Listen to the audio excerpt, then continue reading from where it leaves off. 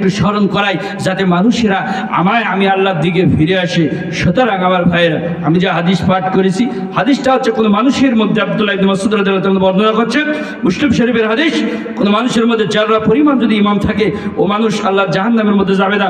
আবার কোনো মানুষের মধ্যে যদি যারা পরিমাণ অহংকার থাকে, আল্লাহ সুবহানাহু ওয়া তাআলা ইয়াদখুলুন নার আহাদান ফি কলবি মিসকালা হাববাতিন মিন খরদালিন মিন কিবরিন, যার মধ্যে যারা পরিমাণের অহংকার থাকবে, আল্লাহ রাসূল বলেছেন ওই ব্যক্তিও, ওটা আল্লাহর বান্দা বা বান্দি যার মধ্যে এই গুণটা থাকবে, ও আল্লাহর জান্নাতে যেতে পারবে না। কাজে আমাদের সব মিলে ফিরে আসতে হবে কার পথে?